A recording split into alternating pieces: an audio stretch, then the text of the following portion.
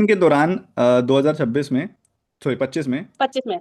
और 24 में, दोनों सालों में डोली ने मूवी कौन कौन सी देखी थी? मूवी RRR देखी थी, क्योंकि बहुत ज्यादा एक फैन बेस क्रिएट हुआ था उसका, उसके अलावा कोई सी भी नहीं। तो एक ही मूवी देखी 2 साल में? हाँ, देखी देखी।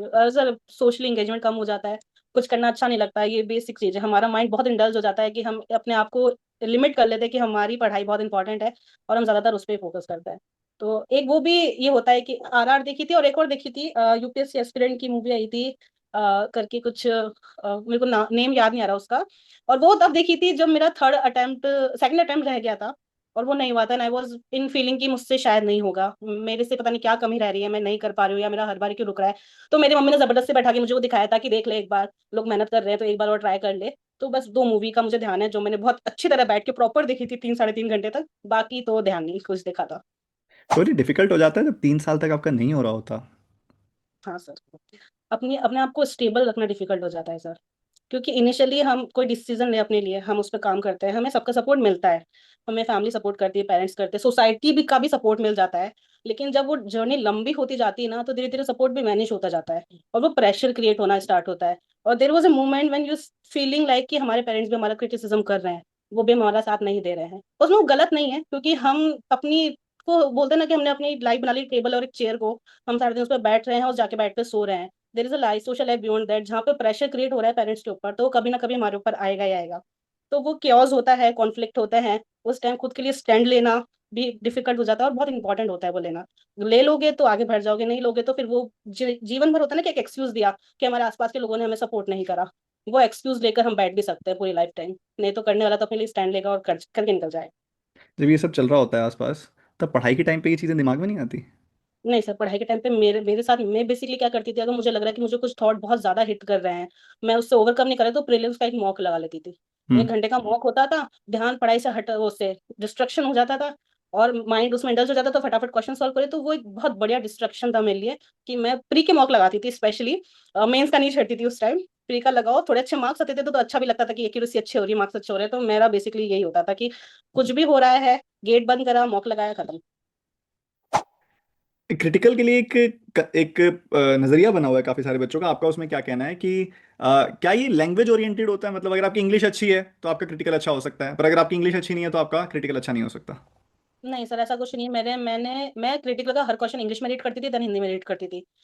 उसके बाद उसके ढंग से जो कॉम्प्रीहेंड कर पाते हैं ना अपन क्वेश्चन को, वो तभी होता है जब हमारी लैंग्वेज में हम उसको अच्छी तरह रीड करते हैं। तो लैंग्वेज बेस नहीं है, पर हाँ, अगर आपका इंग्लिश थोड़ा सा अच्छा स्ट्रांग है तो आपको समझ में जल्दी आ जाएगा, क्योंकि जब वो हिंदी में क्वेश्चन फ्रेम करते हैं ना, क्योंकि हम बेसिक हिंदी बोलते हैं, वो बहुत प्योर हिंदी में लिखते हैं, तो कई बार वो हिंदी को कॉम्प्रीहेंड करना भी बहुत मुश्किल हो जाता है। वो बेसिक वो, क्योंकि वो लिटरली बहुत ही प्योर हिंदी में लिखता है, इतना हिंदी भी हम ढंग से नहीं पढ़ पाते हैं। तो थोड़ा सा इंग्लिश की तरफ इंक्लाइंड होते हैं, लेकिन ऐसा नहीं है कि लैंग्वेज बैरियर है, दोनों में पढ़ के आंसर निकाले जा मेरा सकते हैं। पर्सनली बताऊं तो जब मैं पढ़ता था, मेरा क्रिटिकल सबसे फेवरेट सेक्शन होता था। मेरा हो मुझे गया था सर, बहुत जब पसंद मुझे आता था था। क्रिटिकल। मतलब मैं बच्चों को एक बार मैं बोल देता हूँ मजाक मजाक में, बट टाइम नहीं हो पाता है। एक क्वांट ही इतनी मेहनत मांगता है काम को लेके, कंटेंट से लेके सब कुछ, कि बच्चों को एक बार मैं मजाक मजाक बोलता हूँ क्रिटिकल मैं पढ़ा दूंगा, बट मैनेज नहीं हो पाता, क्योंकि उसके अंदर भी फिर टोटली इनपुट चाहिए और हर तरह की चीज़ चाहिए, बेसिक से चाहिए। बट सच बताऊँ तो मुझे क्रिटिकल बहुत पसंद है। क्रिटिकल रीजनिंग बड़ी मजेदार होती थी। चौबीस साल बहुत बढ़िया। अच्छा, आपका वोकेबलरी का सोर्स क्या था? वोकैबलरी पहले तो वो कि मैंने बहुत बेसिक बेसिक रीडिंग करी थी, उससे जो बहुत बेसिक टर्म्स होते हैं जो हम भूल चुके हैं, उनको मैंने लिखना स्टार्ट किया। जो मेरी सबसे बड़ी मिस्टेक हुई थी, जो मैंने बाद में रेक्टिफाई करी, वो था कि मैंने इतना बड़ा रजिस्टर बनाया वोकैबलरी का, और उसमें लिखे, प्रॉपर वर्ड लिखे, उनका मीनिंग लिखा, उनका वर्ब लिखा, और वो पूरा फिलअप हो गया। और जब टाइम आया उसको पढ़ने का, तो वो नहीं पढ़ा गया। वो इतना बड़ा था, हर एक पेज में अराउंड 10 to 15 अगर वर्ड्स हैं, तो इतने बड़े रजिस्टर में तो कितने सारे वर्ड्स होंगे, तो वो सोच के वो नहीं पढ़ा गया। और उसके बाद फिर मैंने उसको उठा के रख दिया, और मैंने बहुत छोटी छोटी कॉपीज मेंटेन करना स्टार्ट किया, लाइक वो जो 5-10 रुपए में आ जाती है, बहुत पतली सी, जिसमें मुश्किल से 50-60 पेज होते हैं, और उसमें एक पेज में मुश्किल से 2 या 3 वर्ड्स आते हैं। मैंने वो करा, और ऐसे मेरे 10 रजिस्टर हो गए थे। तो वो बहुत बेसिक है, अगर 10 दिन आपके प्रीलिम्स में आपको पूरा वोकैब रिवीजन में लेना है, हर रोज आप एक कॉपी कर लो, 2 से 2.5 घंटे लगेंगे, आपके सारे वर्ड्स रिवाइज हो जाते थे। बहुत ये अच्छा। मैंने कहा था। बहुत अच्छा। आपको अपने टास्क इजी करने पड़ेंगे। अगर आप अपने कॉम्प्लिकेट करके चलोगे पूरी तैयारी को, तो वैसे ही आप खुद ही घबरा जाओगे, आप ही नहीं काम कर पाओगे। सिंप्लीफाई करना पड़ेगा। और डोली की मुझे अभी तक की पूरी बातचीत में सबसे अच्छी बात ये लगी कि डोली खुद को बहुत अच्छे से समझती थी, कि खुद मैं कैसे रिएक्ट करूंगी इस सिचुएशन में, और मैं कैसे इस सिचुएशन से बच जाऊंगी। अगर मुझे पता है मेरे को ये चीज़ कल को डिफिकल्टी क्रिएट कर सकती है तो पहले ही मैं सिंप्लीफाई कर लूंगी, और मुझे पता है कल को ये मेरी जो बातें हैं मुझे परेशान करेंगी तो मैं प्री का मॉक टेस्ट दे दूंगी, बट मुझे विक्टिम नहीं बनना किसी भी सिचुएशन में, मुझे जीत के निकलना है। बहुत अच्छी बात लगी मुझे मुझे डोली की। बेसिकली सर मेरे माइंड में एक थॉट था जो मैंने लोगों को बोलते हुए सुना था कि 2-3 साल तैयारी करी गवर्नमेंट की, क्या हुआ नहीं हुआ ना, मुझे अपने लिए वो नहीं सुनना था। मैं नहीं चाहती थी मुझे, मेरे पेरेंट्स को, मेरी फैमिली को कल कोई भी ये बोले कि 3-4 साल वेस्ट कर दिए, इससे अच्छा कोई प्राइवेट कोर्स कर लेती, नहीं तो कुछ और कर लेती, अपनी लाइफ खराब कर ली। मुझे अपने लिए नहीं चाहिए था। मैंने जब जिस मोमेंट में मैंने स्टार्ट किया था कि मुझे करना है, मैंने तभी डिसाइड किया था कि लेकर कुछ ना कुछ निकलूंगी, खाली हाथ नहीं निकलूंगी। कोई भी एग्जाम होगा लेकर निकलूंगी। प्राउड ऑफ ये यू नहीं डोली। होगा। Thank you. It was difficult, I know, कई बार डिफिकल्ट हो जाता है, कई बार प्रिपरेशन बहुत बार डिस्टर्ब हो जाती है, बीच में टाइम ज़्यादा लग जाता है, बट उससे कोई फर्क नहीं पड़ता। इट्स द फाइनल डे, आज आप हो SBI PO, तो अब पीछे कितना टाइम लगा कोई फर्क नहीं पड़ता, आप इस पूरी तैयारी में एक अलग इंसान बन गए हो। सबसे ज़्यादा मैटर ये चीज़ करती है। ठीक है, कई बार अक्सर इस बात को लेकर जज किया जाता है कि इस बच्चे को 3 साल लग गए, but we are into a constant learning phase, हम हमेशा कुछ ना कुछ सीख रहे हैं। और आपने इन 3 सालों में बहुत सारी ऐसी चीज़ें सीख ली होंगी जो आगे आने वाले आपको 30 सालों में बहुत काम आएंगी। चाहे वो मेंटल स्ट्रेंथ है, चाहे अपने आप को बेहतर समझना है, चाहे अपनी कमियों को पहचानना है, चाहे अपनी स्ट्रेंथ्स को पहचानना है, आप अपने 3 सालों में अपने आप को बहुत बहुत बेहतर तरीके से समझ चुके हो। शायद ये तैयारी 1 साल की होती तो उन सभी चीज़ों को क्या पता ना समझ पाते आप, और आगे फिर आपको ये ट्रायल एंड एक्सपेरिमेंट करने पड़ते किसी और सिचुएशन में। बट आज आप अपने आप को बहुत बेटर समझ चुके हो। तो ये आपको, आप, मुझे नहीं लगता आप ऐसा फील करती होंगी, पर अगर आपके आसपास कोई फील करता है तो उसे भी ये पता होना चाहिए कि डोली 3 साल पहले जो थी और आज है उसमें बहुत फर्क है। बहुत बहुत है। अच्छा, डोली ने क्या सीखा इन 3 सालों में पढ़ाई से हटके? पढ़ाई सेट के सर, पढ़ाई के अलावा भी हमारे आसपास बहुत चीजें होती है जिनको हमें हैंडल करना होता है। मेंटली इमोशनली हम बहुत इंडल्ज होता है, और जब वो आपको ब्रोक करती है तो वहां से ओवरकम करना मैंने सीख लिया। अब मुझे नहीं लगता कि लाइफ में आने वाली आगे मुझे कोई ऐसी चीज परेशान करने वाली जिससे मैं अपने आप को डिप्रेस करूँ किसी भी तरीके से कि मुझसे नहीं होगा। मुझसे हो जाएगा और कहीं ना कहीं मैं कर लूंगी। अब इतना तो कॉन्फिडेंस आ गया है खुद पर। और करते ना तो सर होता है, ऐसा नहीं होता है कि आप बहुत इमेंस एफर्ट्स लगा रहे हो किसी चीज में और आप खाली हाथ हो, आपको कुछ नहीं मिल रहा है, आप जीरो पर हो। ऐसा कभी नहीं होता है। आप कर रहे हो तो आपको इनिशियली एंड में वो मिलेगा ही मिलेगा। आप अपनी तरफ से लैग करोगे तो जरूर वो नहीं मिलेगा, लेकिन अपनी तरफ से 100% करके बैठे हो, कुछ भी नहीं छोड़ रहे हो, तो चाहे प्रोफेशनली हो, पर्सनली हो, पढ़ाई में हो, मैं अभी जॉब कर रही हूँ उसमें हो, पर अपनी तरफ से अपना सब कुछ दोगे उस चीज को तो आपको एंड में रिजल्ट मिलेगा, पक्का मिलेगा। बहुत लोगों को हिम्मत दी है डोली आपने ये बोल के। काफी सारे बच्चे उठ खड़े होंगे दोबारा एक अच्छी कोशिश करने के लिए इसके बाद। डिस्क्रिप्टिव पेपर के लिए आपने कुछ अलग प्रिपरेशन की थी? डिस्क्रिप्टिव के लिए सर मैंने बोला ना कि मैंने बहुत इनिशियली रीडिंग करा था, तो मैंने अपने आप में सेंटेंस फ्रेमिंग स्टार्ट कर दी थी कि मुझे लिखना आना चाहिए, क्योंकि मेरे दिमाग में क्लियर था कि मुझे प्री निकालना है, मेंस निकालना है, मुझे डिस्क्रिप्टिव देना है, तो उसमें मेरी राइटिंग स्किल्स अच्छी होनी चाहिए। उसके अलावा फिर क्योंकि डिस्क्रिप्टिव इस साल तो एसबीआई ने चेंज करा था पैटर्न, जब मैंने डिस्क्रिप्टिव दिया था, इंट्रोड्यूस कर दिया था उसने 4 अलग अलग टॉपिक। प्रैक्टिस लेटर और ऐसे की थी, लेकिन कहीं ना कहीं वो काम आता है। आपको एक फॉर्मेट देखना होता है, उसके बाद आपकी स्किल्स, राइटिंग स्किल्स काम आती है। तो बहुत अच्छा कुछ नहीं लिखना है आपको कि आपको बहुत ही ज्यादा डिफिकल्ट लैंग्वेज में किसी को इंप्रेस करने के लिए कुछ लिखना है। आपको जितना लिखना है बहुत सही लिखना है, आपको मिस्टेक्स नहीं करनी है, ग्रामर मिस्टेक नहीं करनी है। आपका जो बेसिकली कोई एक दिन आपको याद आता है आज भी, मतलब जो रेगुलर एक स्ट्रगल का डे था उसमें क्या रूटीन होता था? हाँ मैं बता सकती हूँ। मैं लाइब्रेरी में पढ़ती थी, तो मैं डेली लास्ट 7:30 7 o'clock to 7:30 के बीच में इन समर्स लाइब्रेरी पहुंच जाती थी। सर्दियों में 8 साढ़े 8 हो जाता था क्योंकि अंधेरा रहता था जब तक। तो जाते ही मेरा पहला होता था कि मैं एक पेपर पे लिख लेती थी कि मुझे क्या क्या क्या करना है, क्योंकि लाइब्रेरी में बहुत काम माहौल होता है, बहुत शोर शराबा नहीं होता। तो पहली प्रायोरिटी की मॉक टेस्ट यही लगा लो, चाहे हम्म। प्री का लगाना है, मेंस का लगाना है, जो भी करना है, मॉक टेस्ट यहाँ लगा लो, एनालिसिस घर पे हो जाएगा, मॉक यहाँ लगा लो। तो मेरा होता था कि पहले मैं अपने मॉक वहाँ लगा लेती थी, और इंग्लिश मैं वहाँ पढ़ती थी। मुझे थोड़ी शांति चाहिए इंग्लिश पढ़ते टाइम, बाकी पॉइंट्स और मैथ तो क्लासेस की प्रायोरिटी मेरी नहीं होती थी, पहले सेल्फ प्रैक्टिस होती थी। अगर मुझे उसमें आप जो चेकलिस्ट प्रोवाइड करते हो वो करना है तो मैं वो करती थी। अगर मैंने लास्ट कोई मॉक दिया उसका एनालिसिस बाकी तो वो करती थी। ये आप सेल्फ तब की प्रैक्टिस बात बता रहे हो जब आपके सिलेबस कंप्लीट हो चुका था? हो चुके थे। हाँ जी, उसके बाद ठीक है। प्रैक्टिस मोड में थी मैं, हम्म। कि चैप्टर रिवीजन करा, प्रैक्टिस करी, रिवीजन करा। वो क्लासेस में घर आके देखती थी प्रॉपर स्पीकर पे लगाकर, ताकि कानों में थोड़ी आवाज तेज जाए तो मेरा फोकस बना रहे। हम्म। तो इसके लिए मैं स्पीकर ऑन करती थी, थोड़ा हाई वॉल्यूम पे क्लासेस चलाती थी। और आप जो मान लो सब एस्पिरेंट्स आपको देखने वाले हैं उनको एक ऑनेस्ट वार्निंग देनी है, एडवाइस नहीं देनी, वार्निंग वार्निंग देनी है। वार्निंग कह सकते हैं कि जो सोचा उसको कर लो, क्योंकि अगर नहीं करोगे तो एक इमेजिनेशन लेके चलो माइंड में कि लाइफ थोड़ी हेल्प हो सकती है, आपके डिसीजन किसी और के हाथों में जा सकते हैं। और being a girl, please girl be financial independent, क्योंकि if you are not financially independent, then forget about your choice of man, your clothes will be decided by others, and that feeling is very disgusting। तो उस feeling तक मत जाओ। और boys, एक प्रेशरफुल situation create हो जाएगी, बेटर अपने आप को उससे बचा लो और पढ़ लो। और इतना पढ़ो, होना नहीं होना तो सब आगे की बात है, इतना करके बैठो कि कल को खुद पे रिग्रेट नहीं होना चाहिए कि हमने अपना 100% नहीं दिया। एक कंटेंट वाली फीलिंग होनी चाहिए, हम जितना कर सकते थे हमने किया, बाकी राम की इच्छा होए सोई, जो राम रची राखा, हमने अपनी तरफ से कर लिया जो करना था। तो वार्निंग ले लो कि लाइफ हेल्प हो जाएगी। अगर नहीं करोगे तो कॉम्प्रोमाइजेस बढ़ जाएंगे, एडजस्टमेंट बढ़ जाएंगे आपकी लाइफ में, आपको अपनी ख्वाहिशें माननी पड़ेगी। अगर आपके पास एक चीज और आपको 4 लोगों में बांटना है तो आपको अपना हिस्सा सबसे पहले छोड़ना होगा उसमें। आपको शायद कुछ मिलेगा अपनी मन का, तो उसको एज अ वार्निंग ले लो और अपने आप को थोड़ा सीरियसली लेके पढ़ लो। बच्चे ना ये इमेजिन नहीं कर पाते कि आज नहीं पढ़े तो फ्यूचर कैसा होगा, उनको लगता है कि शायद वैसे ही कह रहे होंगे ये। मे बी मैं इसलिए कह रहे होंगे कि भाई इनका कोई फायदा होगा, इसलिए कह रहे होंगे, उन्हें नहीं पता शायद कि जब 2-4 साल बाद सपोर्ट टूटने लगेगा उस समय कॉम्प्रोमाइज़ की नौकरी करनी पड़ेगी, और कॉम्प्रोमाइज़ की नौकरी की सैलरी बहुत कम होती है और उसमें मेहनत बहुत करनी पड़ती है। ऐसा नहीं है कि बैंक की जॉब में मेहनत नहीं करनी पड़ती, बहुत काम होता है बैंक की जॉब में, बहुत मेहनत करनी पड़ती है, काम करके पैसा मिलता है, बट काम करके जो पैसा मिलता है ना वो इतना मिलता है कि पूरे महीने की थकान उतर जाती है। और जब कॉम्प्रोमाइज़ की जॉब होगी ना तब पूरे महीने की थकान भी रहेगी और उतने पैसे भी नहीं मिलेंगे, जहाँ जॉब मिलेगी वहाँ का खर्चा भी पूरा नहीं निकलेगा तुम्हारा। मैं उस फेज से निकली हूँ, मुझे पता है कि वो मेंटल प्रेशर कितना खतरनाक होता है, वो आपको बहुत इजीली डिप्रेशन में डाल सकता है। तो उससे निकलने के लिए मैं वो बोलती हूँ जो मैं अपने आप को बोलती थी ड्यूरिंग द प्रिपरेशन, और अभी भी कभी कभी जब मुझे लगता है कि मेरा दिन बहुत खराब जा रहा है, मुझे कुछ अच्छा नहीं लग रहा है, तो I use to say this line to myself that today is a hard day, we are struggling, we are suffering, we are going through so many thing, doesn't matter what we can do, nothing, just to accept that. And if you think today is the only hard day, mark my word, tomorrow going to be the worst one ever, and you have to tolerate that also. But believe me, at the same time, if you persistent, if you determine, and if you do believe in yourself, the day after tomorrow you will shine like a sun. Nobody can stop you to reach there wherever you want to go. So just trust the process, trust the time of God. You will all do wonders in your life. और अपने आप को, अगर आप एक decision ले रहे हो ना कि मुझे एग्जाम की तैयारी करनी है, अपने आप में वो डिसीजन लेना भी बहुत टफ है, क्योंकि हमें पहले से पता है कि यहाँ पे लाखों की भीड़ है, और हम उस माइंडसेट के साथ जा रहे हैं कि हम कर लेंगे और हम निकाल लेंगे और हम उस कुर्सी पे जाके बैठ जाएंगे। तो आप स्ट्रांग इनफ हो वो हासिल करने के, तो कर लोगे। उसमें 2 साल 3 साल जल्दी करो, मत लेके चलो कोई पंचवर्षीय योजना बनानी है, जल्दी से जल्दी करना है। लेकिन अगर आपको लग रहा है कि मेरी ग्रोथ हो रही है और मुझे उसमें थोड़ा टाइम लग रहा है, take your time and do it. Hello everyone, कैसे हैं आप सब। तो आप काफी समय से कह रहे थे कि किसी ऐसे बच्चे को लेके आए हैं जिसने एसबीआई पीओ क्रैक किया हो, ताकि हम उससे डिटेल में समझ सकें कि तैयारी का क्या रोड मैप होता है। एसबीआई पीओ को मैं संबोधित करता हूं हाथी के पांव जैसा, क्योंकि हाथी के पांव में सबका पांव। एसबीआई पीओ क्लियर कर लिया मतलब पूरे बैंकिंग स्ट्रक्चर को समझ लिया, और सबसे मुश्किल एग्जाम क्लियर कर लिया तो बाकी सब तो हो ही जाएंगे। तो आज इसी के साथ, इसी पर्पस को ध्यान में रखते हुए हमारे साथ हैं डोली। डोली ने एसबीआई पीओ क्रैक किया है, बाकी वो भी बताएंगी कि उन्होंने क्या क्या उनकी एकम्प्लिशमेंट्स हैं और क्या क्या उन्होंने अलग अलग सब्जेक्ट्स में सीखा, आगे बढ़े। आज का डिस्कशन जो होगा वो जेनरिक डिस्कशन नहीं होगा, बिल्कुल रो होगा। ऐसे सोर्सेज रिसोर्सेज सारी बातचीत होंगी, अप्स एंड डाउन्स जो साइकोलॉजिकल शिफ्ट होते हैं, सब चीज़ों के बारे में बात होगी। डिमोटिवेशन का जो फेज आता है उसको कैसे टैकल किया जाए, उन चीज़ों के बारे में भी बात होगी। तो एसबीआई प्रियो जो क्रैक करना होता है ना, उसके लिए बहुत डिसिप्लिन चाहिए होता है, बहुत डिसिप्लिन, एक स्ट्रांग मेंटल हेल्थ, एक स्मार्ट स्ट्रेटेजी। तो आज का जो ये सेशन है ये बड़ा मज़ेदार होने वाला है डोली के साथ। तो डोली, हम सीधा ना रैपिड फायर से शुरू करेंगे। ठीक है सर। रेडी? Yes sir. तो सबसे पहले आप बताएंगे पीवाई क्यूज या मॉक्स। Mocks sir.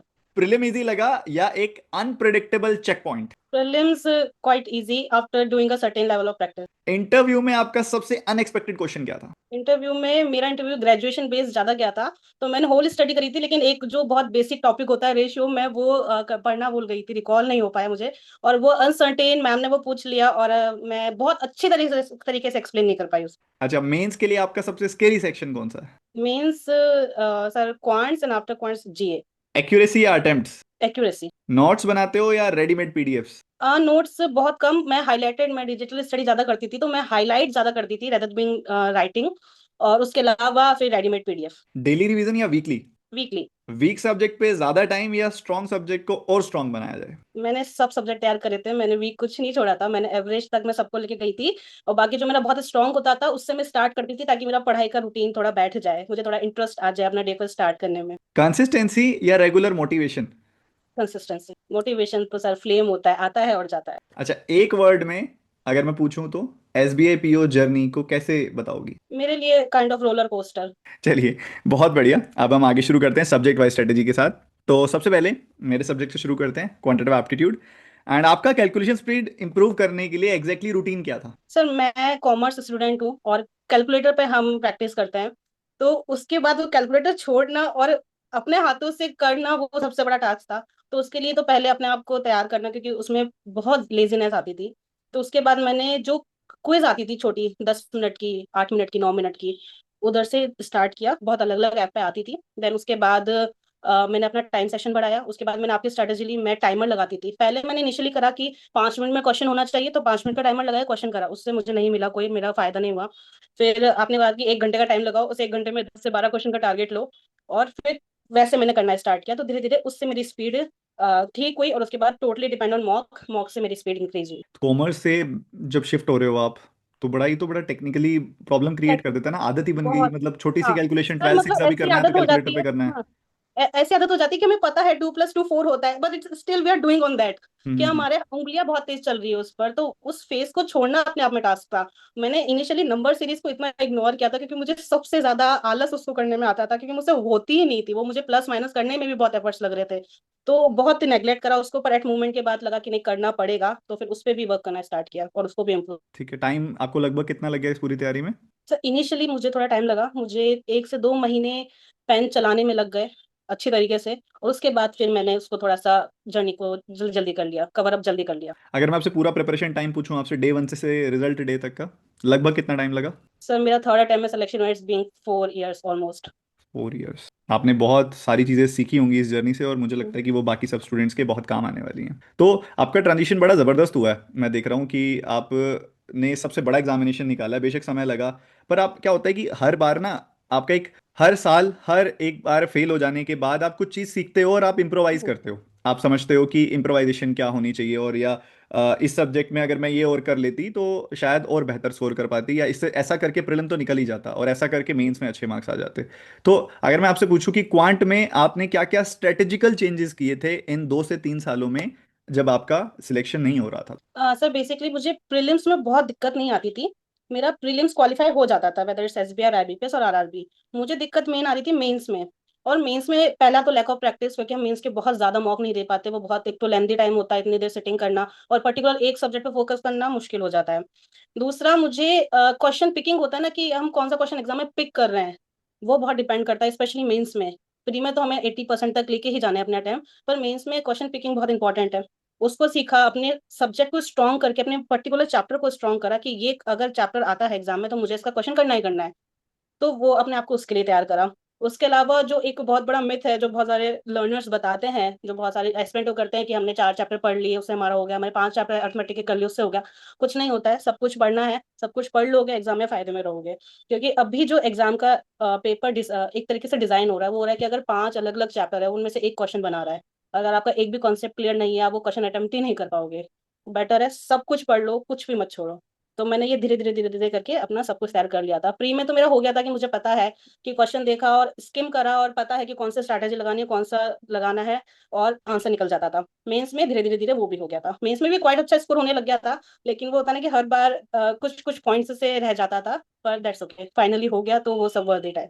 अब इसके अंदर मैं आपकी बात और अच्छे से एक्सप्लेन कर देता हूँ बच्चों को। मैथ्स के अंदर क्या रहता है, देखो, आपके पास बहुत सारे चैप्टर्स हैं, और एग्जामिनर खासकर बैंक में कभी भी डिफाइन नहीं करता कि उसके लिए क्या इंपॉर्टेंट है।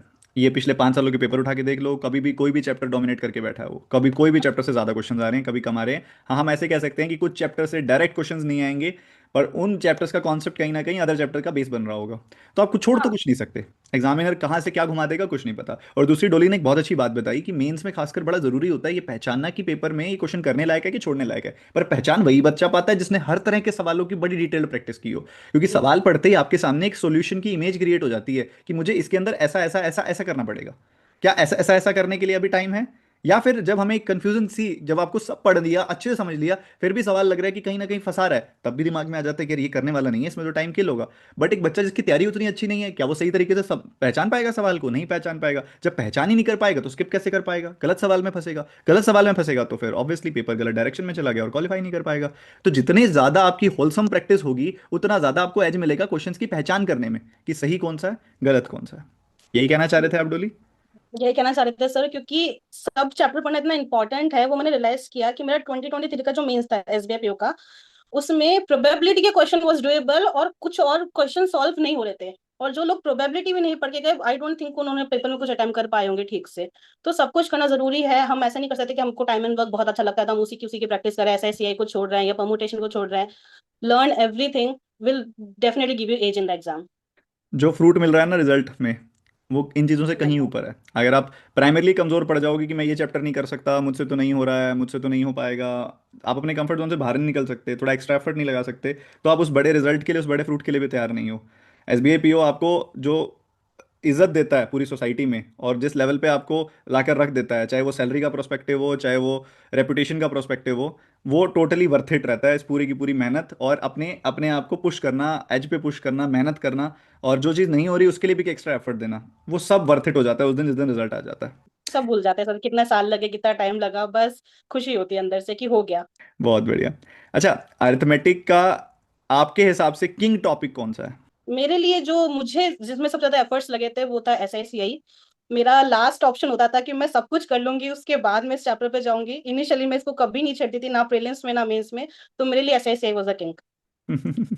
अच्छा, आपने अभी वैसे तो बताया मुझे बट मैं इस बारे में डिस्कशन भी करना चाहता हूँ और बच्चों को भी उससे फ़ायदा मिलेगा। आप भी बताइए, फिर मैं अपनी तरफ से इनपुट दूंगा कि प्री और मेंस में अप्रोच का क्या फ़र्क आता है। सर प्री में जहाँ हमें अपनी स्पीड के साथ अटेम्प्ट पे भी ध्यान देना होता है कि हमारे अटेम्प्ट भी अच्छे होने चाहिए, क्योंकि लैक्स ऑफ कंपटीशन में स्टूडेंट बैठे हैं एग्जाम में, तो आपको हम्म। उनमें से कुछ थाउजेंड में क्वालिफाई करना है। तो आप केवल एक्यूरेसी पे कि हमने 10 क्वेश्चन कर दिए एक्यूरेट करे तो उससे तो काम नहीं चलेगा। You have to give your 110%। आपको अपना अटेम्प्ट पहुंचाना है, तो उसमें आपको स्पीड पे काम करना है। मेंस में अटेम्प्ट का बहुत प्रेशर नहीं होता, उसमें होता है कि भले थोड़े कम हो लेकिन वो बहुत एक्यूरेट हो। तो अगर मेंस में अगर हम नेगेटिव में क्वेश्चन दे रहे हो तो वो बहुत बड़ा लॉस हो रहा है। अगर एक क्वेश्चन भी आपका नेगेटिव में जा रहा है, वो 2 और 3 मार्क का भी है, तो आप I think thousands of student से पीछे चले जाओगे उस एक क्वेश्चन के गलत होने पर। तो मेंस में आपके अटेम्प्ट में एक्यूरेसी ज्यादा होनी चाहिए, प्रीलिम्स में आपकी एक्यूरेसी के साथ आपके अटेम्प्ट भी अच्छे क्वांट में होने, अच्छे क्वांटिंग में होने चाहिए। बहुत बढ़िया डोली, बहुत अच्छे से एक्सप्लेन किया आपने। प्री में ना ज़्यादा वैसे भी डीपर कॉन्सेप्ट पूछता ही नहीं है वो, तो हमारा हाँ ना एक नॉर्मल एक्यूरेसी पे भी काम चल जाता है कि यार गलती तो कराएगा नहीं ज़्यादा, क्योंकि ज़्यादा ट्रिकी, ज़्यादा लॉजिकल डेटा कुछ पूछता नहीं है। टू द पॉइंट जो स्टैंडर्ड क्वेश्चंस हैं उसमें कुछ कुछ वेरिएबल डाल देगा, या फिर स्टैंडर्ड ही टाइप को बना के भेज देगा। पीओ लेवल है तो एक एक्स्ट्रा लाइन की मेहनत करवा लेगा, क्लर्क लेवल है तो कन्वेंशनल टाइप डाल के सीधा आंसर पूछ हाँ, लेगा।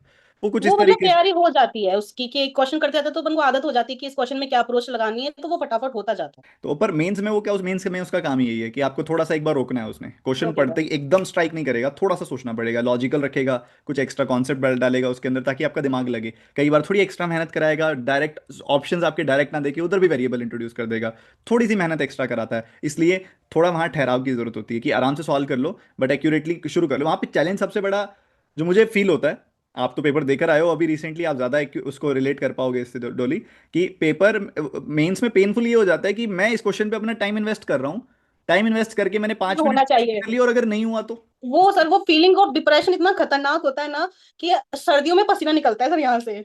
एक क्वेश्चन में हमने अगर 5-7 मिनट दे दिया और वो नहीं हुआ तो वैसा लगता है कि पेपर खराब। इसलिए सबसे क्रूशियल पार्ट ही होता है सिलेक्शन ऑफ क्वेश्चंस। जब आप पूरा क्वेश्चन पढ़ लेते हो ना, तो आपके दिमाग में पूरा मैपिंग बन जानी चाहिए कि इसके अंदर ऐसे ऐसे ऐसे किया जाएगा तो मैं शुरू कर रहा हूँ। अगर मैपिंग नहीं बन रही है तो करना भी नहीं है, और मैपिंग बनने के बाद पता लग रहा है कि बहुत लेंदी है तो भी नहीं करना है। और जो तीसरा केस होगा कि जब मैपिंग बन रही है दिमाग में और दिख रहा है कि मैं कर पाऊंगा इसको, तो उठा लो बस सवाल को। सिंपल सा गेम होता है मेंस का। अच्छा, मैं एसबीआई पीओ की क्वांट को ना बच्चे नाइटमेयर बोलते हैं। आपके हिसाब से प्रॉब्लम पेपर में होती है या प्रिपरेशन में? प्रिपरेशन में होती है सर। पेपर में हम अपनी तरफ से प्रॉब्लम दे दे कि हमसे नहीं हुआ, पर जो सेलेक्ट होके जा रहे हैं वो भी तो कर ही रहे हैं ना। उन्होंने भी कहीं ना कहीं से पढ़ा होगा, बहुत एक्स्ट्रा ऑर्डिनरी तो वो भी कुछ नहीं करके गए होंगे। तो हमने अपनी तरफ से कहीं ना कहीं लैग छोड़ा होगा, वो हमें एग्जाम में परेशान करेगा। आपसे अगर मैं पूछूं कि आपने किसी फ्रेंड को या कोई आपका बहुत क्लोज वन है, क्या होता है हम अपने सबसे क्लोज वन को ऐसे बिठा के समझाते हैं जितना हमें पता होता है उससे भी कहीं ज़्यादा बताते हैं। तो मान लो हम्म। आपके पास आपका ब्रदर या सिस्टर इस समय बैठा है और वो अब एसबीआई पीओ मेंस में बैठने वाला है या तैयारी करने वाला है एसबीआई पीओ की। तो आप उसको हम्म। क्या बोलोगे कि एसबीआई पीओ मेंस का क्वांट तू फोड़ के आएगा, बट मेरी ये चीज़ें फॉलो कर ले जो मैं बताने वाली हूँ अभी, तो क्या बताओगे आप उसको? सर मेंस का पेपर बेसिकली 2 तरीके से डिवाइड होता है, प्योर अर्थमेटिक आता है और डीआई प्लस अर्थमेटिक आता है। तो बेसिकली आप एक तो अर्थमेटिक प्रिपेयर कर लो, क्योंकि एग्जाम आप ये सोच के नहीं जा सकते कि मैं अर्थमेटिक ही करूंगा या मैं डीआई ही करूंगा। वो वहां पर कुछ भी तरफ आपको इंक्लाइन कर सकता है कि आपको अर्थमेटिक सेक्शन में इजी डाल दिया तो आपको वहां से मार्क्स निकालने पड़ेंगे, और डीआई डाल दिया तो वहां से मार्क्स निकालने पड़ेंगे। तो पहला तो पढ़ो सब। दूसरा, किसी ना किसी सबका अपना अपना एक स्ट्रॉन्ग टॉपिक होता है। और पीवाई क्यू में अगर देखोगे तो लगता है कि यार इसमें से फ्रिक्वेंटली क्वेश्चंस आ रहे हैं, तो उस चैप्टर को थोड़ा और अच्छी तरह कर लो कि उसमें से आ जाए तो हम छोड़े ना। और कुछ कुछ चैप्टर्स हमारे होते हैं कि प्रायोरिटी होता है कि इसको पहले करेंगे, इसको बाद में करेंगे, इसको बहुत बाद में करेंगे। तो वो प्रायोरिटी लिस्ट सेट कर लो और उसी में अपने मॉक की प्रैक्टिस भी करो, क्योंकि वही आपको एग्जाम में भी एज देगा। अगर मॉक किसी और तरीके से लगा रहे हो, एग्जाम में जाके कुछ और कर रहे हो, एक्सपेरिमेंट कर रहे हो, तो फिर वो वहां पर बहुत परेशान करने वाला है। तो बेसिकली पहले तो स्ट्रैटेजी रखनी चाहिए, पूरा पेपर स्किम करो। कहीं पर भी मतलब को 5-7 मिनट लगते हैं उसमें, नो डाउट। लेकिन एक तरफ से सारे क्वेश्चन को स्किम कर लो, जो क्वेश्चन इंपॉर्टेंट मार्क पर रिव्यू कर लो, नहीं तो शीट ऑफ पेपर पे साइड में नोट कर लो। और उसमें भी नोट कर लो कि ये नंबर सीरीज का क्वेश्चन तो इसको पहले कर लूंगा, उसके बाद ये चैप्टर मेरा फेवरेट है, मैंने काफी प्रैक्टिस करी तो इसको पहले कर लूंगा। इस तरीके से अगर आपने नोट करते टाइम भी आपके पास ये हो गया ना मीन्स में कि मेरे 5-7 क्वेश्चन हो रहे हैं जो मुझे आते हैं, आपको एक कॉन्फिडेंस अंदर से वहीं बिल्ड हो जाएगा। वो 5-7 क्वेश्चन करके आप 2-3 और निकाल लोगे, 10-15 क्वेश्चन मीन्स में मोर देन इनफ हो जाता है एसबीआई में तो। बहुत बहुत बढ़िया, बहुत अच्छे से एक्सप्लेन किया डोली आपने। तैयारी एसबीआई पीओ मेंस की मैं कहता हूँ कि अगर स्टेप बाय स्टेप सही से की जाए ना, तो आप पेपर वाले दिन अगर हर चेकलिस्ट पूरी करके जाओ ना, अपनी चेकलिस्ट से मेरा मतलब है कि जो भी काम दिया गया हो वो पूरा करके जाओ अगर, तो लास्ट में कोई जरूरत दिक्कत नहीं आती है, मेंस भी आपको डुएबल लगने लग जाता है। करना ही क्या है, एक पूरा step by step, first step simple, आप अपना सिलेबस कंप्लीट करो, उसके बाद एक अच्छी प्रैक्टिस करो ताकि आपके लॉजिक स्ट्रांग हो जाए। अब एग्जामिनर लॉजिक पे प्ले करेगा, एग्जामिनर कोशिश करेगा कि कुछ ऐसा लॉजिक उठा के इसमें लगा दूं जो बच्चा यूजुअली ना पढ़ता हो, या फिर थोड़ा सा डीपर लॉजिक हो जो बच्चा छोटी प्रैक्टिस करके इग्नोर कर देता हो, कम प्रैक्टिस करके। जब आप बहुत सारी प्रैक्टिस करके गए होगे तो ऑटोमेटिकली वो लॉजिक आप क्रैक कर पाओगे, पढ़ते ही समझ आ जाएगा, अरे यार ये तो मिक्सचर में दिखाई दे रहा है कि सेम मिक्सचर ही बनेगा बाद में जब दोनों को मिक्स करोगे। हाँ। तो उसने बस उसको वेरिएबल्स में घुमा दिया, पर बात तो दिख रहा है, दोनों दोनों में इधर भी रेशो वही है, इधर भी रेशो वही है। या फिर वाटर का कंपोजिशन, वाटर का जो सेक्शन है, परसेंटेज है, इसमें भी वही है, इसमें भी वही है, तो फाइनली भी तो वही निकलेगा। तो वो जब आपका खुद का कॉन्सेप्ट मल्टीपल टाइम्स आपने बहुत अच्छा प्रैक्टिस किया होता है तो वो लॉजिक और बेटर आप समझ पाते हो, और अच्छा आपका कॉन्सेप्ट हो जाता है। तो वहां और साथ ही जब आपका एक स्ट्रांग पकड़ बनने लगे कंप्लीट सिलेबस पे, जब आपकी प्रीलिम्स की प्रैक्टिस एक अच्छे लेवल पे पहुंच गई हो, बहुत सारा मेन सॉल्व करो ताकि आपका वो आईक्यू बेटर हो जाए, मैथमेटिक्स का आईक्यू बेटर हो जाए, लॉजिक, डिफिकल्ट लॉजिक पहचानने की क्षमता बेहतर हो जाए। फिर आप पेपर में बैठोगे, हर एक सवाल पढ़ते ही आपके सामने पूरा ग्राफ बन जाएगा कि अरे इसको तो ऐसे सॉल्व करना है, अभी करना है कि नहीं करना है वो आपने डिसाइड करना है। हाँ, उसमें सबसे इंपॉर्टेंट होता है सर, प्री वाली मेंटेलिटी लेके मेंस के एग्जाम में मत जाओ। प्री में हमें होता है कि हमें नंबर ऑफ क्वेश्चन करने हैं, हमें अटेम्प्ट इंक्रीज करना है, हमें बहुत स्पीड में काम करना है। अगर वो लेके जाओगे कि मेंस में भी हमें सब कुछ ही करना है, तो कुछ ही नहीं कर पाओगे वहां पर अगर आपके दो क्वेश्चन होंगे और आपको लगेगा मेरा आधा टाइम चला गया, तो आप आधे टाइम में बाकी दो और नहीं कर पाओगे। आपको ये डाउट होगा कि मेरे 80 क्वेश्चन या 10 क्वेश्चन रह गए या 15 क्वेश्चन मैं नहीं कर पाया। तो मेंस वाली मेंटेलिटी थोड़ी सी अलग होती है, वहां पे आपको कम क्वेश्चन करने हैं पर बिल्कुल सही करना है। वहां पे नेगेटिव मत डालो, जितना हो सके नेगेटिव का रिस्क मत लो, वो बहुत लॉस करेगा आपको एंड में। तो प्री और मेंस में अपनी अप्रोच और मेंटेलिटी दोनों अलग अलग लेके जाओ। बहुत बढ़िया डोली, बहुत अच्छे से एक्सप्लेन किया आपने। अब मुझे डोली बताने वाली है कि वो मॉक टेस्ट का एनालिसिस कैसे करती थी। सब प्रीलिम्स में मेरे को टाइम नहीं लगता था, मैंने 1 घंटे का मॉक दिया, पूरे दिन में कभी भी 20-25 मिनट निकाल के उसका एनालिसिस हो जाता अच्छा, था। करते क्या थे मेन एनालिसिस में, मैं ये समझना चाह रहा हूँ। एनालिसिस में मैंने जो क्वेश्चन सही करे उसके डायरेक्ट मैं केवल आंसर देखती थी कि अगर कुछ बेटर अप्रोच वो अप्लाई कर रहा है तो देख लूं। हम्म। अदरवाइज जो क्वेश्चन मैंने छोड़े, मैं पहले वो करती थी, और जो मुझसे गलत हुए मैं वो करती थी। मैं पूरा मॉक ऐसे क्वेश्चन वाइज लिख के नहीं बैठती थी, जो हो गया उसके केवल एक बार स्किम कर लिया, आंसर में कुछ अच्छा लगा, कुछ अप्रोच बेटर लगी तो देख लेंगे, अदरवाइज आगे बढ़ जाएंगे। तो गलत वाले और जो मैं छोड़ देती थी वो मैं पहले करती थी एनालिसिस में, मॉक एनालिसिस में। प्रिपरेशन के दौरान 2026 में, सॉरी 25 में 25 में और 24 में, दोनों सालों में डोली ने मूवी कौन कौन सी देखी थी। मूवी RRR देखी थी, क्योंकि बहुत ज्यादा एक फैन बेस क्रिएट हुआ था उसका, उसके अलावा कोई सी भी नहीं। तो एक ही मूवी देखी 2 साल में। हाँ, एक ही देखी सर, सोशली एंगेजमेंट कम हो जाता है, कुछ करना अच्छा नहीं लगता है, ये बेसिक चीज है। हमारा माइंड बहुत इंडल्ज हो जाता है कि हम अपने आप को लिमिट कर लेते हैं कि हमारी पढ़ाई बहुत इंपॉर्टेंट है, और हम ज्यादातर उस पर फोकस करते हैं। तो एक वो भी ये होता है कि RR देखी थी, और एक और देखी थी UPSC एस्पिरेंट की मूवी आई थी करके कुछ, मेरे को नेम याद नहीं आ रहा उसका। और वो तब देखी थी जब मेरा थर्ड अटेम्प्ट, सेकंड अटेम्प्ट रह गया था, और वो नहीं हुआ था, आई वॉज इन फीलिंग कि मुझसे शायद नहीं होगा, मेरे से पता नहीं क्या कमी रह रही है, मैं नहीं कर पा रही हूँ, या मेरा हर बार क्यों रुक रहा है। तो मेरी मम्मी ने जबरदस्ती बैठा के मुझे वो दिखाया था कि देख ले एक बार, लोग मेहनत कर रहे हैं तो एक बार और ट्राई कर ले। तो बस दो मूवी का मुझे ध्यान है जो मैंने बहुत अच्छी तरह बैठ के प्रॉपर देखी थी, 3 साढ़े 3 घंटे तक। बाकी तो ध्यान नहीं कुछ देखा था। डोली, डिफिकल्ट हो जाता है जब 3 साल तक आपका नहीं हो रहा होता। अपनी अपने आप को स्टेबल रखना डिफिकल्ट हो जाता है, क्योंकि इनिशियली हम कोई डिसीजन ले अपने लिए, हम उस पर काम करते हैं, हमें सबका सपोर्ट मिलता है, हमें फैमिली सपोर्ट करती है, पेरेंट्स करते हैं, सोसाइटी भी का भी सपोर्ट मिल जाता है। लेकिन जब वो जर्नी लंबी होती जाती है ना, तो धीरे धीरे सपोर्ट भी मैनेज होता जाता है, और वो प्रेशर क्रिएट होना स्टार्ट होता है। और there was a moment when you feeling like कि हमारे पेरेंट्स भी हमारा क्रिटिसिज्म कर रहे हैं, वो भी हमारा साथ नहीं दे रहे हैं। उसमें वो गलत नहीं है, क्योंकि हम अपनी को बोलते हैं ना कि हमने अपनी लाइफ बना ली, टेबल और एक चेयर को, हम सारे दिन उस पर बैठ रहे हैं और जाके बेड पे सो रहे हैं। There is a life, social life beyond that, जहाँ पे प्रेशर क्रिएट हो रहा है पेरेंट्स के ऊपर, तो वो कभी ना कभी हमारे ऊपर आएगा ही आएगा। तो वो क्योस होता है, कॉन्फ्लिक्ट होते हैं, उस टाइम खुद के लिए स्टैंड लेना भी डिफिकल्ट हो जाता है, और बहुत इंपॉर्टेंट होता है वो लेना। ले लोगे तो आगे बढ़ जाओगे, नहीं लोगे तो फिर वो जीवन भर होता है ना कि एक एक्सक्यूज दिया कि हमारे आसपास के लोगों ने हमें सपोर्ट नहीं करा, वो एक्सक्यूज लेकर हम बैठ भी सकते हैं पूरी लाइफ टाइम। नहीं तो करने वाला तो अपने लिए स्टैंड लेगा और करके निकल जाए। जब ये सब चल रहा होता है आसपास, तब पढ़ाई के टाइम पे ये चीज़ें दिमाग में नहीं आती। नहीं सर, पढ़ाई के टाइम पे मेरे मेरे साथ मैं बेसिकली क्या करती थी, अगर मुझे लग रहा है कि मुझे कुछ थॉट बहुत ज्यादा हिट कर रहे हैं, मैं उससे ओवरकम नहीं कर रही, तो प्रीलिम्स का एक मॉक लगा लेती थी। हम्म। 1 घंटे का मॉक होता था, ध्यान पढ़ाई से हट, उससे डिस्ट्रक्शन हो जाता था, और माइंड उसमें इंडल्ज हो जाता था, फटाफट क्वेश्चन सॉल्व करे। तो वो एक बहुत बढ़िया डिस्ट्रक्शन था मेरे लिए, कि मैं प्री के मॉक लगाती थी स्पेशली, मेंस का नहीं छेड़ती थी उस टाइम। प्री का लगाओ, थोड़े अच्छे मार्क्स आते थे तो अच्छा भी लगता था कि एक्यूरेसी अच्छी हो रही है, मार्क्स अच्छे हो रहे हैं। तो मेरा बेसिकली यही होता था कि कुछ भी हो रहा है, गेट बंद करा, मॉक लगाया, खत्म। बहुत स्ट्रांग रहे आप, स्ट्रेंथ दिखाई आपने, क्योंकि एक्चुअल में बच्चों को ना बड़ा मुश्किल हो जाता है ये। क्योंकि पढ़ना कहने को तो बहुत आसान काम है, बट जब ये स्टेबल होगा तभी पढ़ाई होगी। जब आसपास पढ़ाई। हमें दिखाई दे रहा है कि इतनी सारी एक्सपेक्टेशंस हैं, अब पेरेंट्स भी हमसे कुछ एक्सपेक्टेशन रख के बैठे हैं, बेशक बेसिकली वो पॉजिटिव एंड पे हैं, वो हमें सफल होता देखना चाहते हैं, बट क्या होता है कि जब पेरेंट्स कुछ नहीं कह रहे होते ना, तब भी एक अपने आप में एक डर डेवलप हो जाता है, एक गिल्ट डेवलप हो जाती है कि क्यों नहीं हो रहा यार, वो इतना सपोर्ट कर रहे हैं कि हमें कुछ कह भी नहीं रहे हैं। हम्म। वो अपने आप में गिल्ट ऊपर से कहने लगते हैं, तो उनकी एक्सपेक्टेशन अब इतनी ज़्यादा बढ़ गई, या फिर वो अब यहाँ पे वो बॉर्डर लाइन क्रॉस होने लगी है कि अब वो थक गए हैं हमसे एक्सपेक्ट करते करते, और अब नहीं हो रहा, उसका एक अपने आप में अलग प्रेशर। जब ये सब प्रेशर्स आसपास दिखते हैं, ऊपर से जब आसपास सुनने में मिलता है कि हमारी ही कोई हम उम्र बंदा इंसान हमारे साथ पढ़ने वाला है, या हमारा कोई दोस्त जब वो कुछ अच्छा कर जाता है, तो हमारे आसपास भी वो एक्सपेक्टेशंस दिखने लग जाती हैं, बेशक मुंह से नहीं बट आंखों में दिखने लग जाती हैं कि तुझे हम्म। भी कुछ करना चाहिए अब बेहतर। तो उन सब चीज़ों को ना जब यहाँ पे बैठ जाती हैं, फोकस करने में बच्चों को काफी दिक्कत आती है। डोली ने बड़ा अच्छा सोल्यूशन बताया कि कुछ भी ऐसा करो जिससे डिस्ट्रैक्शन हो जाए। बहुत अब बढ़िया। डिस्ट्रैक्शन आपने बहुत पॉजिटिव तरीके की तरफ लेके गए आप, कि आपने मॉक टेस्ट लगाया क्योंकि पता है उस समय एकदम फोकस चाहिए होगा, और फोकस के चलते हम भूल जाएंगे जो बात हुई है। हाँ सर, आदत ही पड़ गई थी ना पढ़ने की, हम दिन का 10-12 घंटे पढ़ रहे हैं, उसके अलावा कुछ और कर रहे हैं तो सकता था टाइम वेस्ट कर रहे हैं, बेटर है यही कर ले, अभी तक कुछ हुआ नहीं, थोड़ी सी प्रैक्टिस हो जाएगी, क्या पता आगे कुछ अच्छा हो जाए। तो वो इम्पोर्टेंट होता है, वो अपने आप हो जाता है, जो सीरियस होता है ना वो करता है सर। बहुत अच्छा, बहुत अच्छे, बहुत अच्छे। कुछ बच्चों से ना जल्दी सुबह उठा नहीं जाता, तो डोली कैसे दिन में पढ़ती थी, रात को पढ़ती थी, कब पढ़ती थी? सर मेरा होता था कि मैं ना तो मॉर्निंग में जल्दी उठती थी ना लेट नाइट, मेरा होता था अगर मेरे को सुबह आँख खुल गई तो जल्दी पढ़ने बैठ गए।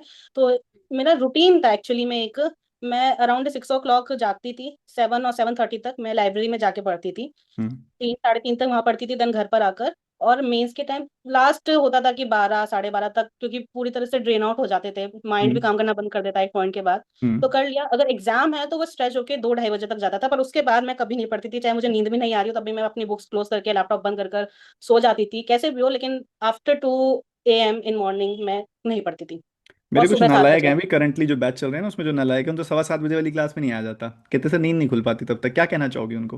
पढ़ लो, पढ़ लोगे नहीं तो ना कोई और तुम्हारे सीट ले जाएगा, और 1 साल का जो लूप होता है उसमें वापस फंस जाओगे।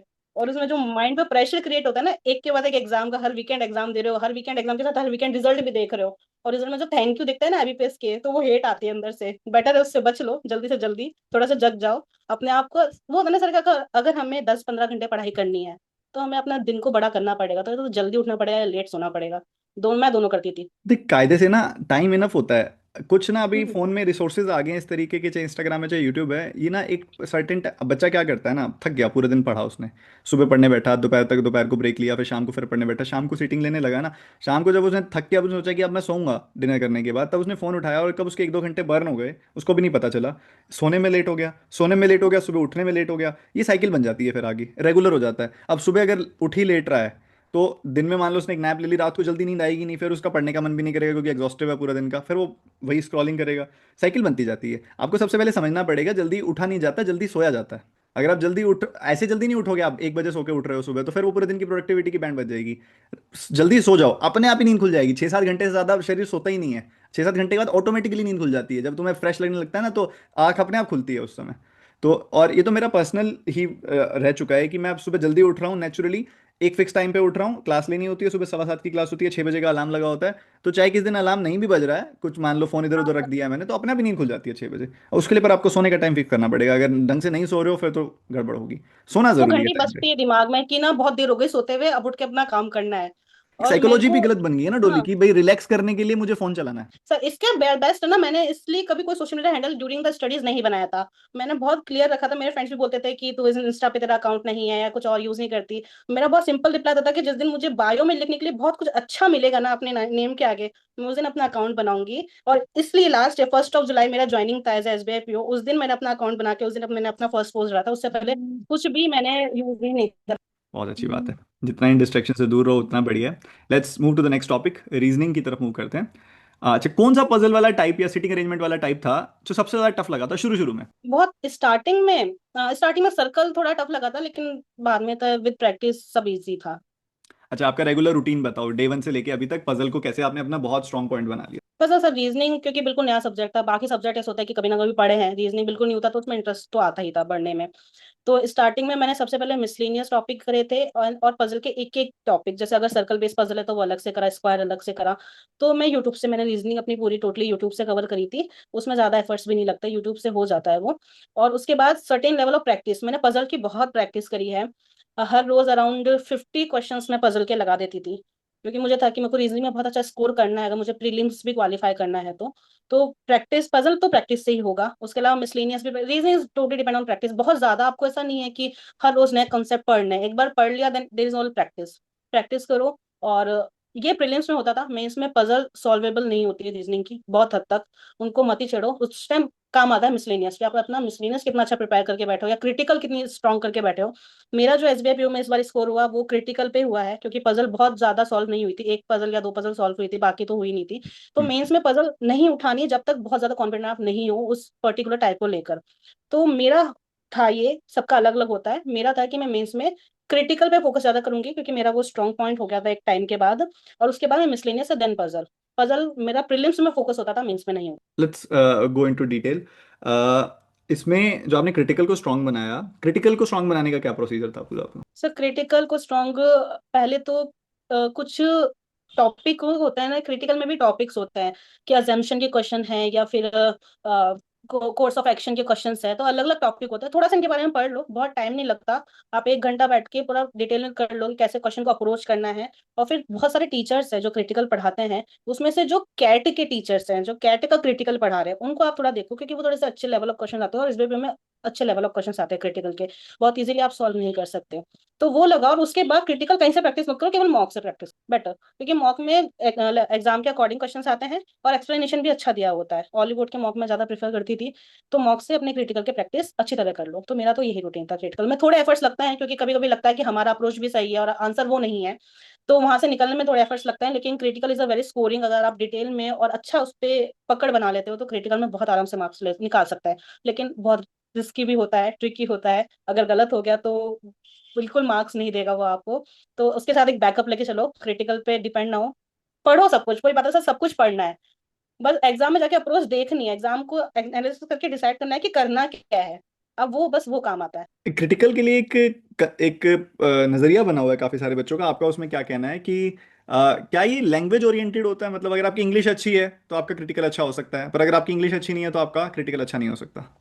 नहीं सर, ऐसा कुछ नहीं है। मैं क्रिटिकल का हर क्वेश्चन इंग्लिश में रीड करती थी, देन हिंदी में रीड करती थी। उसके बाद उसके ढंग से जो कॉम्प्रीहेंड कर पाते हैं ना अपन क्वेश्चन को, वो तभी होता है जब हमारी लैंग्वेज में हम उसको अच्छी तरह रीड करते हैं। तो लैंग्वेज बेस नहीं है, पर हाँ अगर आपका इंग्लिश थोड़ा सा अच्छा स्ट्रांग है तो आपको समझ में जल्दी आ जाएगा। क्योंकि जब वो हिंदी में क्वेश्चन फ्रेम करते हैं ना, क्योंकि हम बेसिक हिंदी बोलते हैं, वो बहुत प्योर हिंदी में लिखते हैं, तो कई बार वो हिंदी को कॉम्प्रीहेंड करना भी बहुत मुश्किल हो जाता है। वो बेसिक क्योंकि वो लिटरली बहुत ही प्योर हिंदी में लिखता है, इतना हिंदी भी हम ढंग से नहीं पढ़ पाते हैं। तो थोड़ा सा इंग्लिश की तरफ इंक्लाइंड होते हैं, लेकिन ऐसा नहीं है कि लैंग्वेज बैरियर है, दोनों में पढ़ के आंसर निकाले जा मेरा सकते हैं। पर्सनली बताऊं तो जब मैं पढ़ता था मेरा क्रिटिकल सबसे फेवरेट सेक्शन होता था। मेरा हो गया मुझे था सर बहुत जब पसंद मुझे आता था। था क्रिटिकल। मतलब मैं बच्चों को एक बार मैं बोल देता हूँ मजाक मजाक में, बट टाइम नहीं हो पाता है, एक क्वांट ही इतनी मेहनत मांगता है काम को लेके, कंटेंट से लेके सब कुछ, कि बच्चों को एक बार मैं मजाक में बोलता हूँ क्रिटिकल मैं पढ़ा दूंगा, बट मैनेज नहीं हो पाता क्योंकि उसके अंदर भी फिर टोटली इनपुट चाहिए और हर तरह की चीज़ चाहिए, बेसिक से चाहिए। बट सच बताऊँ तो मुझे क्रिटिकल बहुत पसंद है, क्रिटिकल रीजनिंग बड़ी मजेदार होती थी। हाँ सर, मैंने इनिशियली छोड़ा था इसको सबके उसमें चेक किया कि बहुत हार्ड है, बहुत हार्ड है, छेड़ना ही नहीं है इसको तो एग्जाम में। तो मैंने भी निकला था कि एक टाइम के बाद लगा कि पजल और मिसलिनियस के भरोसे रीजनिंग के सेशन में नहीं जाया जा सकता है, क्रिटिकल पढ़ लो बट और मेरे को अच्छी तरह प्रोस्पेक्टिव पढ़ ये लो लगता तो है कि होता थोड़ा है। सा अगर बच्चे की लैंग्वेज थोड़ी सी वीक है ना तो वो थोड़ा उसकी मतलब नहीं समझ पाएगा। थोड़ा सा लैंग्वेज बेसिक लेवल पे लैंग्वेज अच्छी होनी चाहिए। एक पर काफी सारे ऐसे बच्चे होते हैं ना जिनकी लैंग्वेज बहुत वीक होती है, इंग्लिश बिल्कुल ही नहीं आ रही, उनके लिए वो बड़ा पेनफुल हो जाता है क्योंकि फिर उसकी बात समझने में ही टाइम लग जाता है। एक चलो लैंग्वेज की बात से इंग्लिश की तरफ ही आगे बढ़ते हैं। इंग्लिश पहले से स्ट्रॉन्ग स्ट्रॉन्ग थी या डेवलप की है डोली ने? सर इंग्लिश स्कूल टाइम से ठीक थी, ऐसा नहीं था कि बहुत वीक है कुछ समझ नहीं आ रहा है, अच्छा खासा कॉम्प्रीहेंड था, लेकिन क्योंकि ग्रेजुएशन में बहुत इंग्लिश नहीं पढ़ी एज अ सब्जेक्ट, तो वहां पे फिर मेरी फ्लुएंसी खराब हो गई थी, तो बाद में मुझे वापस उसको पकड़ने के लिए एफर्ट्स लगाने पड़े थे।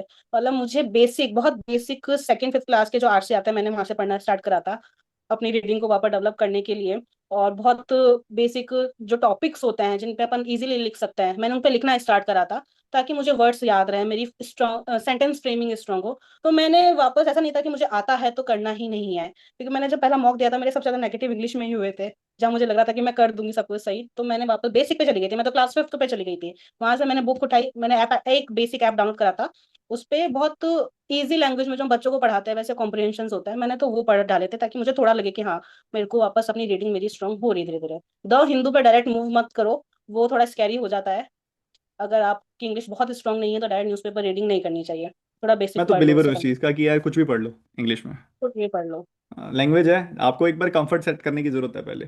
अगर कंफर्ट सेट नहीं करोगे शुरू से, सीधा आप किसी डिफिकल्ट कॉन्टेक्स्ट की तरफ चले गए, किसी डिफिकल्ट सोर्स की तरफ चले गए, फिर प्रॉब्लम हो जाती है। फिर बच्चा ना, या तो इतने इतना विल पावर रखते हो कि तुम 2-3 महीने खुद को जज ही नहीं करोगे, या फिर हम्म।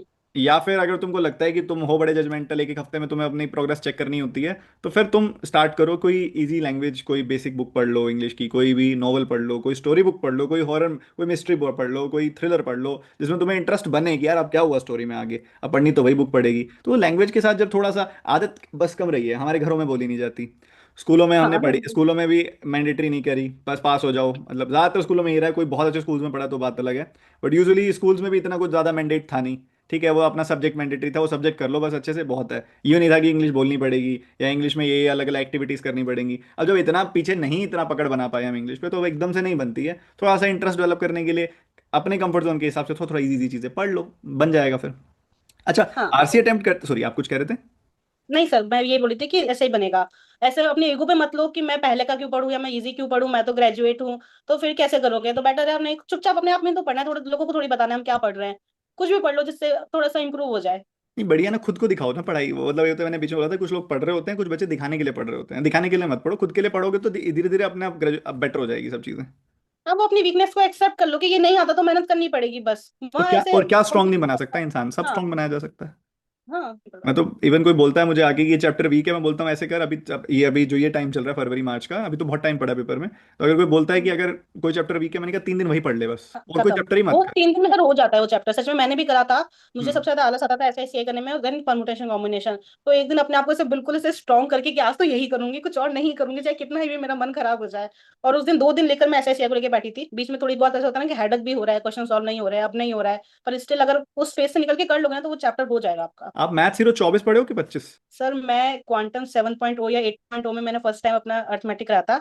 उसके बाद आपके जितने कोर्स हैं मैंने सबको कंप्लीट करा मैथ्स है। हीरो 25 तक किया आपने? मैं सिर्फ 24 मानू, क्योंकि 25 में तो क्योंकि स्टार्ट हुआ था जब मेरे मेंस के एग्जाम आ गए थे और इंटरव्यू शेड्यूल हो गया था। तो हम्म। उस टाइम मैंने 25 वाला नहीं करा, पर 24 वाला 24 तक कंप्लीट किया कर लिया। आपने सारे, बहुत बढ़िया। अच्छा, आपका वोकेबलरी का सोर्स क्या था? वोकैबुलरी पहले तो वो कि मैंने बहुत बेसिक बेसिक रीडिंग करी थी, उससे जो बहुत बेसिक टर्म्स होते हैं जो हम भूल चुके हैं उनको मैंने लिखना स्टार्ट किया। जो मेरी सबसे बड़ी मिस्टेक हुई थी जो मैंने बाद में रेक्टिफाई करी, वो था कि मैंने इतना बड़ा रजिस्टर बनाया वोकैबुलरी का, और उसमें लिखे, प्रॉपर वर्ड लिखे, उनका मीनिंग लिखा, उनका वर्ब लिखा, और वो पूरा फिलअप हो गया। और जब टाइम आया उसको पढ़ने का तो वो नहीं पढ़ा गया।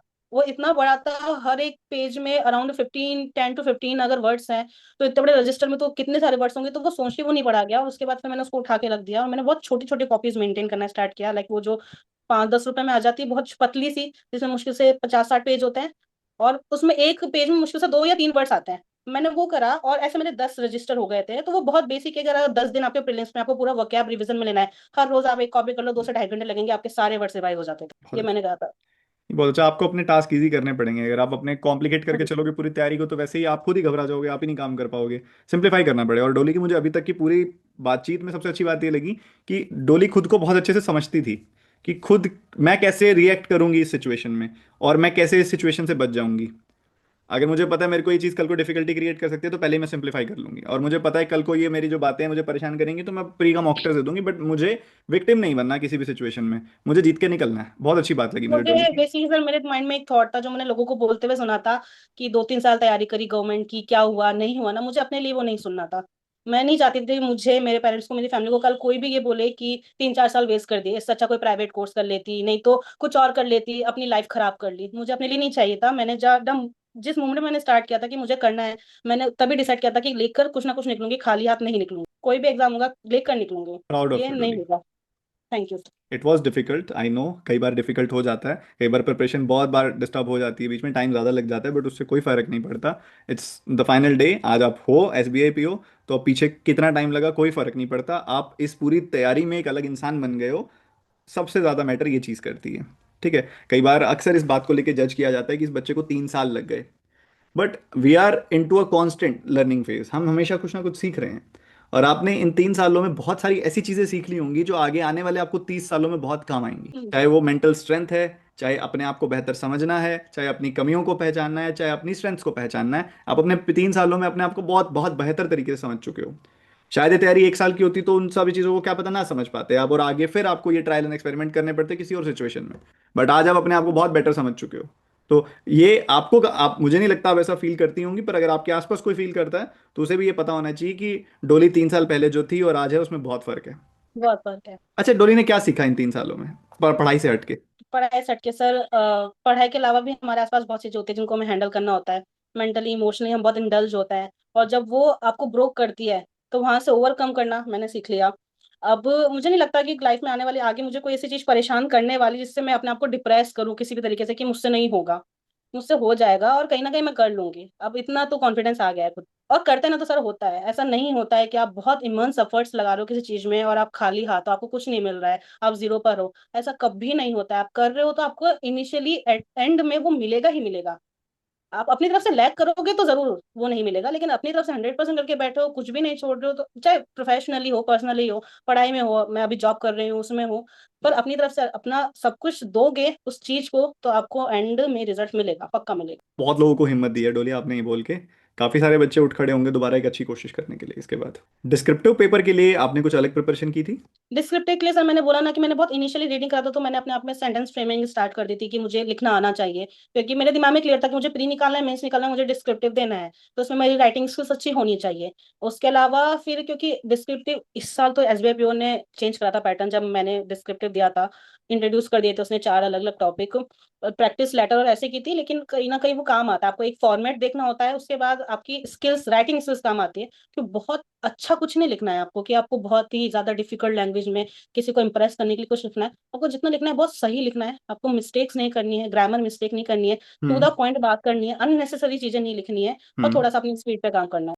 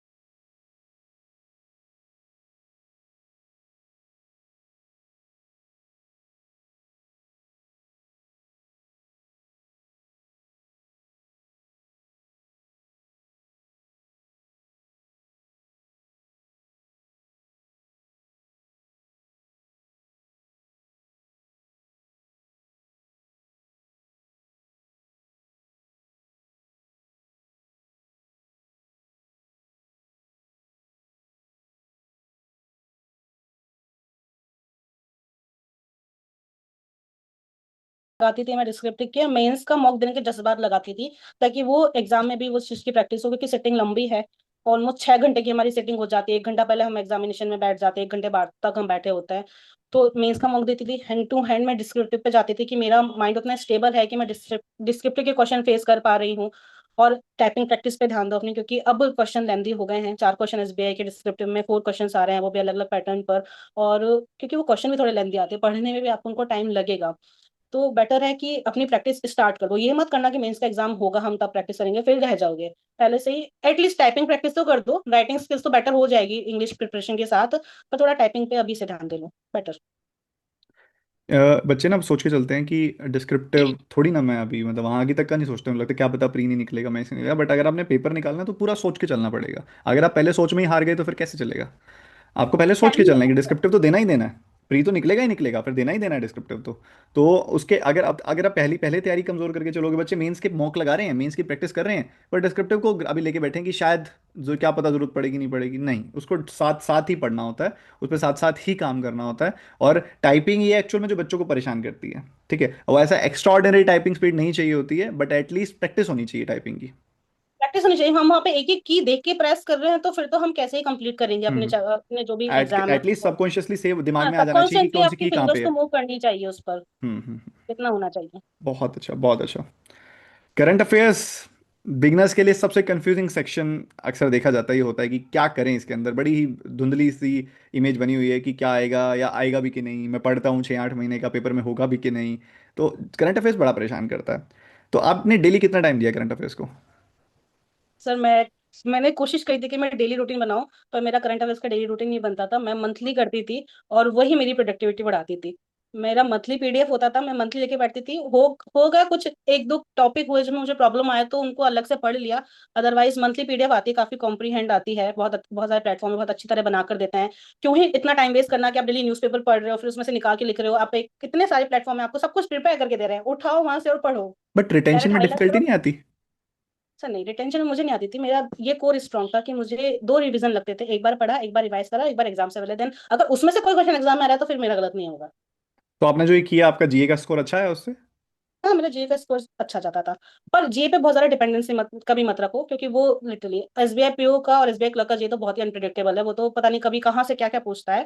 और उसको बच्चे गलत भी जज करते हैं। अगर वन लाइनर क्वेश्चन है तो दे विल कॉल्ड कि बहुत इजी पेपर है। वन लाइनर क्वेश्चन, उसके चार ऑप्शन है। जो पढ़ कर गया है उसको पता है ना कि उस वन लाइनर क्वेश्चन में उसने अगर कोई परसेंटेज पूछ लिया तो वो कितना डिफिकल्ट क्वेश्चन है। अगर किसी की एज ही पूछ ली तो वो कितना डिफिकल्ट है। तो जीए में बहुत ज्यादा अपने आप को डिपेंड मत होके चलो कि जीए जीए पढ़ रहे हो, बाकी सब्जेक्ट ध्यान नहीं है। जीए को थोड़ा एवरेज रखो, मॉडरेट रखो, क्योंकि वो बहुत अनप्रिडिक्टेबल सब्जेक्ट है। अगर वो नहीं, एग्जामिनर आपको मार्क्स नहीं देना चाहता तो वो आपको नहीं दे पाएगा। वो कुछ भी पूछता है अननेसेसरी, जो कभी कभी लगता है कि ये तो आउट ऑफ द बॉक्स कुछ क्वेश्चन चला गया।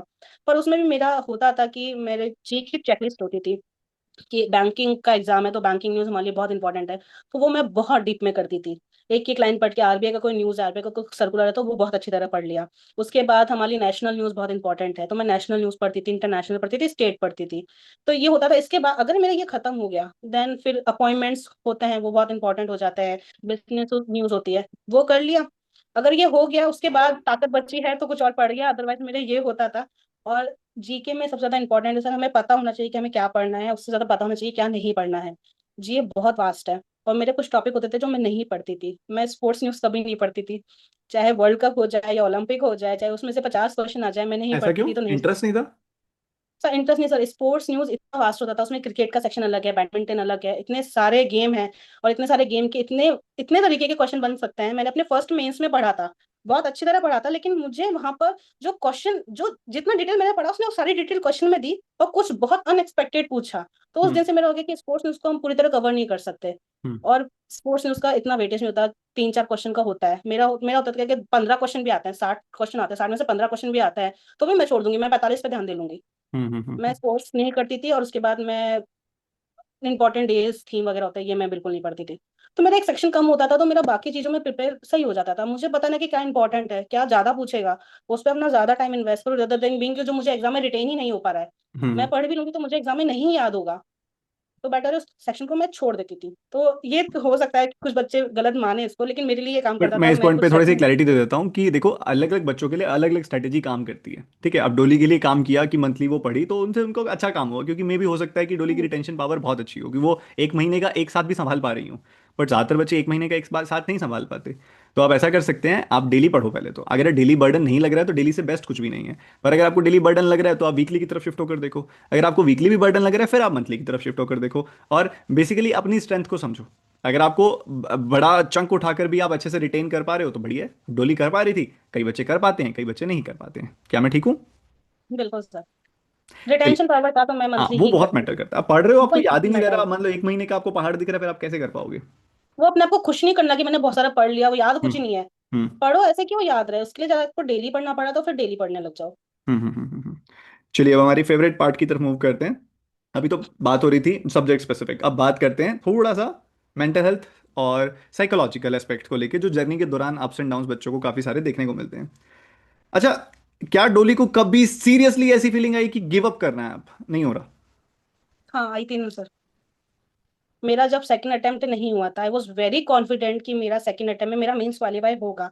मेरा RRB mains I miss by 3 marks, IBPS mains I miss by 2 marks and SBI mains I miss by I think 0.35 और 45 समथिंग कुछ से मेरा मेंस मिस हुआ था। उस time I was literally shattered कि मैंने अपना सब कुछ दे दिया, स्टिल नहीं हुआ तो ये चीज शायद मेरे लिए नहीं है या मुझे नहीं करना चाहिए। उस टाइम वो होता है ना कि आपके आसपास के लोग आपको थोड़ा सा पुश दे देते हैं तो आप कर लेते हो, नहीं तो आप छोड़ भी देते हो। तो मेरे पापा ने मुझे दो बात बोली थी उस टाइम, और मैं बहुत रो रही थी, रिजल्ट आया था उस दिन। तो उन्होंने मुझे बोला था कि देख, इतनी मेहनत करी है, थोड़ी सी मेहनत और कर ले, थोड़ा सा सब्र और रख ले, जो भी होगा अच्छा हो जाए, इस बार और ट्राई कर ले। इस बार नहीं होता तो रहने देना, पर इस बार और ट्राई कर ले। उसके बाद मैं रेडी हुई थी कि मुझे थोड़ा टाइम देना है, मुझे वापस पढ़ना है। अच्छा खासा गैप लिया था मैंने, 10-15 दिन का। खुद सोचा था, पढ़ाई नहीं करी थी, थोड़ी बहुत आउटिंग करी थी, दोस्तों से मिली थी। लेकिन उसके बाद लगा था कि नहीं, देना है। मैंने बहुत एफर्ट्स लगाए हैं, मैं बहुत आगे हूँ, मैं प्री क्वालिफाई करके मैंने इतने मेंस दिए हैं। तो ऐसा तो नहीं है कि मेरे लिए नहीं है या मैं नहीं कर सकती। कर तो मैं लूंगी। शायद मेरा थोड़ा बैड फेस चल रहा है, इसलिए मुझे इतना फेस करना पड़ रहा है, पर हो जाएगा। तो मैंने थर्ड अटेम्प्ट के लिए अपने आप को प्रिपेयर कर लिया था उस मोमेंट पे। अरे बहुत स्ट्रांग हो आप, बहुत स्ट्रांग हो। बड़ा मुश्किल हो जाता है इतना लंबा, क्योंकि शुरू से शुरू करना बड़ा पेनफुल काम होता है। और अब आज भी रिजल्ट आए हैं, अभी 3 रिजल्ट, पिछले 1 महीने में 3 से 4 रिजल्ट आ चुके हैं। और जैसे जैसे बच्चों के क्वालिफाइड वालों से बात हो रही है, तो काफ़ी सारे ऐसे बच्चों से भी बात हो रही है जो क्वालिफाई नहीं कर पाए। अब बच्चे इतने सारे हैं, सबसे बात तो नहीं हो पाती, बट मैं कोशिश करता हूँ कि बहुत सारे ऐसे बच्चों से बात जरूर करूँ। खासकर उन बच्चों से जिनको टाइम ज़्यादा लग गया, 2-3 साल लग गए और अभी भी नहीं हो रहा, तो वो बच्चे बड़ा डिप्रेस होता है। तो बड़ा मुश्किल हो जाता है, मैं समझ रहा हूँ वहाँ पे। आपके पेरेंट्स सपोर्ट कर रहे थे, कई बच्चों के पेरेंट्स भी सपोर्ट नहीं करते। कई बच्चों को पता, वो सबसे होता है मतलब खुद ना। से तो लड़ना ही है, आसपास भी सबसे लड़ना है। आप खुद से, अब या तो एक वो तरफ होता आपके है। पास हो कि आपको सिर्फ खुद से लड़ना है, आसपास वाले सपोर्ट में है, या फिर अपोजिट सिचुएशन है। बट अब जब दोनों ही खिलाफ हो जाते हैं ना, उस समय स्टैंड लेना बड़ा मुश्किल हो जाता है कि भाई अब मैं होता किसके। है होता है सर, ये फेज सब करते हैं सर। मैंने भी कराया था कि टाइम आता है जब हर कोई पीछे हट जाता है, कि नहीं करना है, कुछ और देखना है, छोड़ना है, नहीं तो अपनी पर्सनल लाइफ में ही आगे बढ़ना है। लेकिन इसको तो छोड़ना है, इसको नहीं करना है। उस टाइम बहुत इंपॉर्टेंट है कि हम अपने आप के लिए स्टैंड ले लें। हम थोड़ा सा रिकॉल कर ले कि हमने कितनी मेहनत करी है, हमने क्या सोच के स्टार्ट किया है, हम कहाँ खड़े हैं। अगर हम 4 मेंस भी देकर बैठे हैं तो हम कितने लोगों से आगे हैं। हम जर्नी में बहुत आगे आ चुके हैं। तो इस मोमेंट पे पीछे मुड़ना एक लाइफ टाइम का रिग्रेट लेना हो जाता है। तो उस पे अगर आपको थोड़ा सा अपनों से लड़ना पड़े तो लड़ लो, थोड़ा सा सुनना पड़े तो सुन लो, थोड़ा सुनाना पड़े तो सुना भी दो। बाद में सब भूल जाते हैं। पर उसमें अपने लिए स्टैंड ले लो, और थोड़ा सा खुद का सोच लो, तो ना खुद के लिए थोड़ी सेल्फिश हो जाओ उस मोमेंट पे। सबका ना सोचते, केवल खुद का भी सोच लो कि हमारी आने वाली लाइफ ही मैं कह बड़ी रहा हूँ सेटल सबसे हो पहले जाएगी। खुद का सोचना चाहिए। At the end of the day आप खुद की प्रायोरिटी होनी चाहिए। अगर आप खुद की प्रायोरिटी नहीं है तो आसपास वाले कभी प्रायोरिटी बन भी नहीं सकते। अब आप खुद के लिए अगर पहले अच्छा नहीं सोच सकते, तो बाकियों के लिए भी नहीं सोच सकते। वो तो बहुत आपका अगर बात है जॉब लग लेकिन गई ना, आपके लिए सबसे पहले चीजें ठीक होंगी, बाकियों के लिए बाद में होंगी। हाँ, वो तो होता है ना सर। वो तो बहुत बात की बात है कि हमें इनके लिए कुछ करना है, हमें पेरेंट्स के लिए करना है, हमें सिबलिंग्स के लिए करना है। पहले हम खुद के लिए तो कुछ करने लायक बने, हम ठीक खुद को बात है, हाँ सरवाइव कर देखो, पाएंगे तब जाके कुछ कर जिसके पास पाएंगे। 100 रुपए होंगे वही उसमें से 80 रुपए दे पाएगा, जिसके पास 100 रुपए नहीं होंगे उसमें से वो 80 रुपए क्या दे पाएगा किसी को। Help exactly. वही इंसान कर पाएगा जो सक्षम होगा। अब आप सक्षम ही नहीं बन पाओगे तो हेल्प कैसे करोगे किसी की। तो सबसे पहले तो आपको सक्षम होना है ना, सबसे पहले तो आपको तैयार होना है। हम्म। आपका जो बेसिकली, कोई एक दिन आपको याद आता है आज भी, मतलब जो रेगुलर एक स्ट्रगल का डे था उसमें क्या रूटीन होता था। हाँ, मैं बता सकती हूँ। मैं लाइब्रेरी में पढ़ती थी। तो मैं डेली लास्ट 7:30 7 o'clock to 7:30 के बीच में इन समर्स लाइब्रेरी पहुंच जाती थी। सर्दियों में 8 साढ़े 8 हो जाता था, क्योंकि अंधेरा रहता था जब तक। तो जाते ही मेरा पहला होता था कि मैं एक पेपर पे लिख लेती थी कि मुझे क्या क्या क्या करना है, क्योंकि लाइब्रेरी में बहुत काम माहौल होता है, बहुत शोर शराबा नहीं होता। तो पहली प्रायोरिटी की मॉक टेस्ट यही लगा लो। चाहे हम्म। प्री का लगाना है, मेंस का लगाना है, जो भी करना है, मॉक टेस्ट यहाँ लगा लो, एनालिसिस घर पे हो जाएगा, मॉक यहाँ लगा लो। तो मेरा होता था कि पहले मैं अपने मॉक वहां लगा लेती थी, और इंग्लिश मैं वहां पढ़ती थी। मुझे थोड़ी शांति चाहिए इंग्लिश पढ़ते टाइम। बाकी पॉइंट्स और मैथ तो क्लासेस की प्रायोरिटी मेरी नहीं होती थी। पहले सेल्फ प्रैक्टिस होती थी। अगर मुझे उसमें आप जो चेकलिस्ट प्रोवाइड करते हो वो करना है तो मैं वो करती थी। अगर मैंने लास्ट कोई मॉक दिया उसका एनालिसिस बाकी तो वो करती थी। ये आप सेल्फ तब की बात प्रैक्टिस बता रहे हो जब आपके सिलेबस कंप्लीट हो चुका था। हो चुके थे। हाँ जी, उसके बाद ठीक है। प्रैक्टिस मोड में थी मैं, हम्म। कि चैप्टर रिवीजन करा, प्रैक्टिस करी, रिवीजन करा। वो क्लासेस में घर आके देखती थी प्रॉपर स्पीकर पे लगाकर, ताकि कानों में थोड़ी आवाज तेज जाए तो मेरा फोकस बना रहे। हम्म। तो इसके लिए मैं स्पीकर ऑन करती थी, थोड़ा हाई वॉल्यूम पे क्लासेस चलाती थी, और डबल की स्पीड में क्लासेस, लाइव क्लासेस ज्यादा नहीं लेती थी, बहुत रेयर होता था कि मैं लाइव लेती हूँ। रिकॉर्डेड प्रेफर करती थी, और रिकॉर्डेड को भी स्पीड में चलाकर पॉज करके खुद सॉल्व करा, और स्पीड में उसका आंसर देख लिया या हम्म। मेथड देख लिया। तो हम्म। मैं ऐसे पढ़ती थी। तो मेरा हो जाता था सर 10-12 घंटे स्ट्रेस करना, या एग्जाम टाइम में इसको 15 घंटे तक खींचना दिन में बहुत बड़ा नहीं लगता था। हो जाता था आराम से, जब पता है कि प्रेशर इतना है, 4 सब्जेक्ट को पढ़ना है, एक एक सब्जेक्ट को अगर हम 2-3 घंटे भी दे रहे हैं तो वो आराम से आपका 12 घंटे तो ऐसे ही जा रहा है। तो कोई बड़ी बात नहीं है। अपने आप को इतना ग्लोरीफाई मत करो कि मैंने 15 घंटे पढ़ लिया, बहुत हम्म। लोग 18 घंटे पढ़ रहे हैं, वो आगे हम्म। निकल जाएंगे आपसे। बेटर हम्म। है आप भी थोड़ा उनके साथ कॉप अप कर लो। कोई रेगुलरली 10-12 घंटे भी पढ़ ले तो भी बात बन जाती है। एक्चुअल में प्रॉब्लम है बहुत कि बन रेगुलर जाता 10-12 नहीं पढ़ रहे हैं सब। वो हो जाता है कुछ टाइम के बाद, वो ब्रेक आ जाता है, फिर लंबा ब्रेक आ जाता है कई लोगों का, तो वो फ्लो है। हाँ, पर वो तोड़ते ही ब्रेक, तोड़ते हैं हाँ, ज्यादातर तो बच्चे। वो कंसिस्टेंसी थोड़ी मेंटेन रखनी पड़ेगी। वो ब्रेक वो एग्जाम टाइम में फील होगा, मतलब करो हॉबी नहीं 8 घंटे होता। पढ़ लो बट रोज पढ़ लो, सिंपल सी सर रोज तैयारी। पढ़ लो। हाँ जी। होता था सर। आपने जैसे एक बात बोली ना, तो उससे ना कई बच्चे थोड़े ज्यादा एक्साइटेड हो जाते हैं कि हमें भी रिकॉर्डेड की तरफ शिफ्ट होना है। डोली रिकॉर्डेड की तरफ तब शिफ्ट हुई थी जब उसको 1-2 साल तो हो मैं चुके बहुत थे। प्रैक्टिस हो गई थी बहुत मेरी, बाद मैं में जब बहुत प्रैक्टिस हो प्रैक्टिस हो चुकी गई थी थी। उसकी। वो एक फेज होता है, मेच्योरिटी का फेज होता है, जब आपको किसी डिसिप्लिन की जरूरत नहीं होती, आप डिसिप्लिन होते हो। जो नए बच्चे हैं ना, जो अभी नए नए बैच में आए हैं, अभी नए नए 2-4 महीने 6 महीने से तैयारी कर रहे हैं, बेटा लाइव ही आना है, नहीं तो डिसिप्लिन ब्रेक लाइव हो जाएगा, देखना, पाइल और अप होता लाइव, जाएगा काम तुम्हारे सिर पे। लाइव में स्पीड भी इंक्रीज होती है, क्योंकि वो जो लाइव चैट चलता है सामने में बच्चे आंसर दे रहे होते हैं, उसमें ऐसा होता है कि हमको भी आंसर देना है फटाफट हम्म। फटाफट। तो आपकी कैलकुलेशन स्पीड इंक्रीज होती है। रिकॉर्डेड पे जब जाओ, जब आपकी इमेंस प्रैक्टिस हो गई उस चीज को लेकर, तब रिकॉर्डेड पे जाओ, इनिशियली और लाइव देखो। मेच्योरिटी आ गई हो जब आपको बहुत ज्यादा हाँ। कि हाँ मुझे करना ही है। अभी शुरू शुरू में नहीं आती मेच्योरिटी, कई बच्चों ने क्या हुआ शुरू शुरू में, बड़ा मैं तो रिकॉर्डेड देखूंगा बाद में, देख बाद में मेरे को नहीं लाए पड़ेंगे सर, 3 चैप्टर पेंडिंग पड़े हैं अभी तक। मैंने कहा अब तो बेटा इकट्ठा हो गया काम, इसीलिए कह रहा था मैं, डेली एक रूटीन बना लो, लाइव इसी समय आना है और पढ़ना है।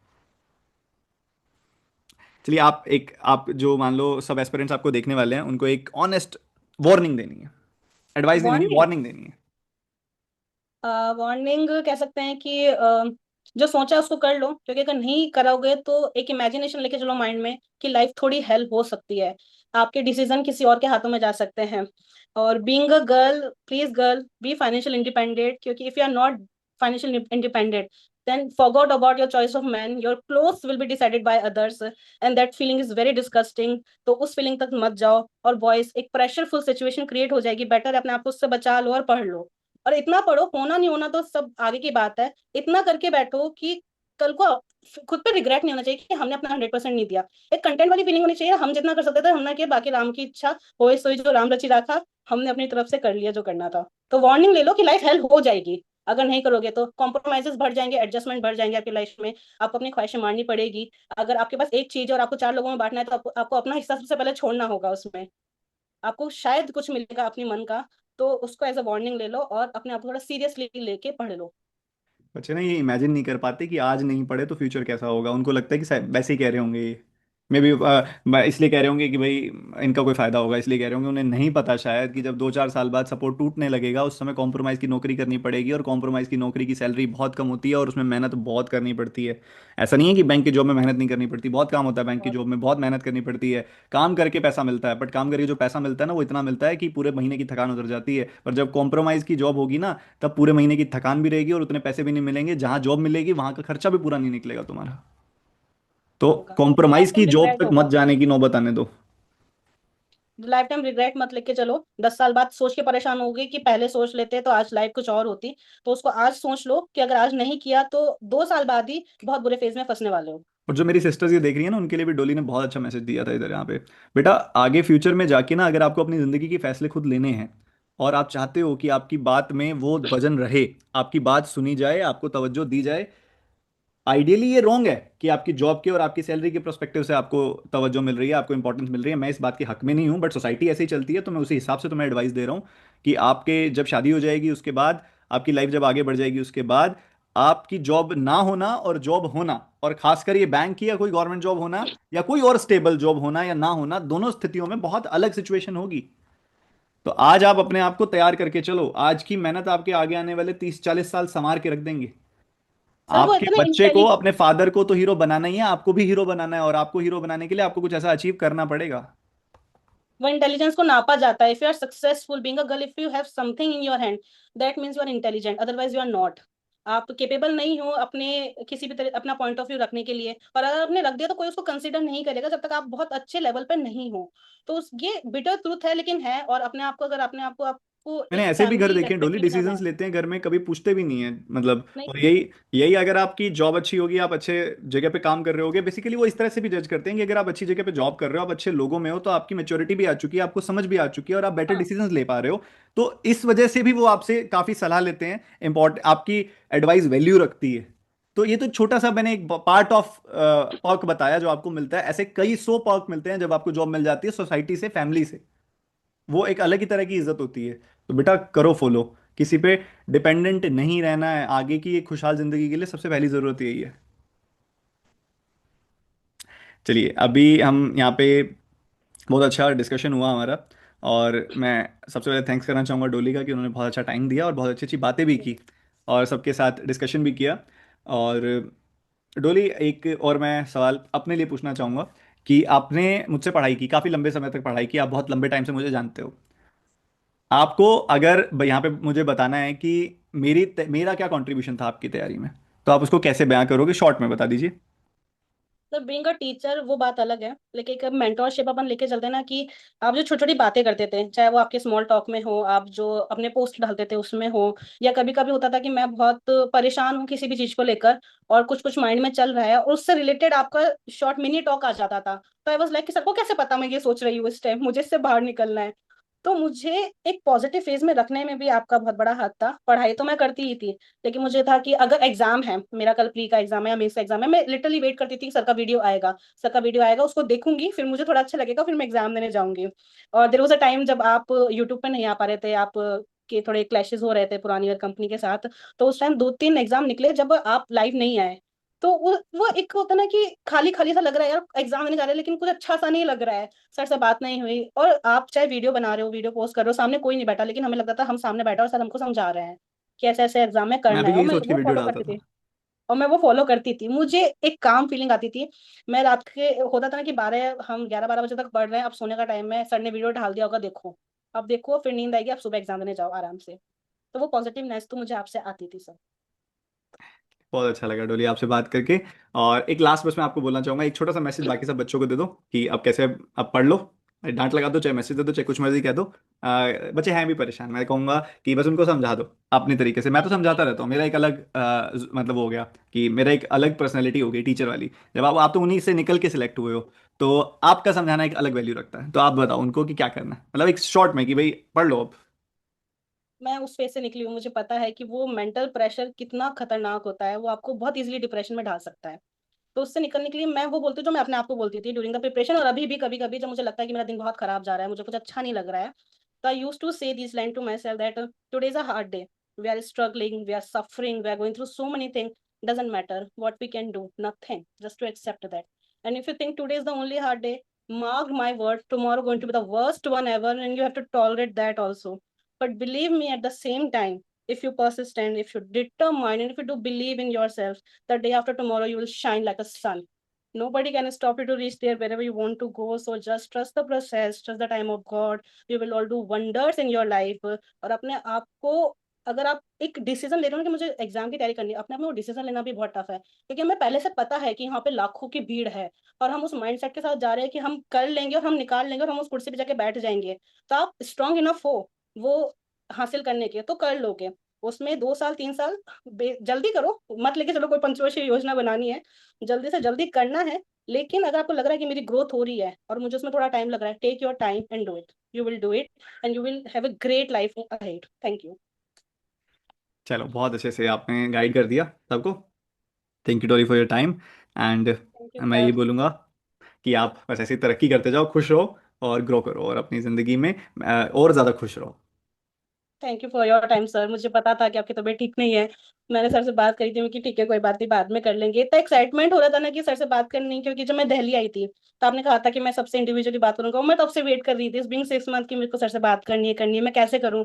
और उसी टाइम आ गया कि ठीक है हो सकता है, तो आई गॉट वेरी एक्साइटेड कि नहीं मुझे तो अभी डोली मुझे करवा दो, बहुत आज अच्छा ही लगता है करवा आप दो। सबसे बात करना, बट क्या हो गया है कि भगवान का इतना इतना प्यार मिल रहा है कि इतने सारे बच्चे सिलेक्ट होते हैं सफलता दिवस में, तो 5-7% बच्चे ही पहुंच पाते हैं, क्योंकि दूर दराज से हाँ। बच्चे आते हैं, बहुत मुश्किल से बच्चे पहुंच पाते हैं। दूर, काफ़ी दूर वाले बच्चे नहीं आ पाते, कुछ और रीजंस की वजह से बच्चे नहीं आ पाते।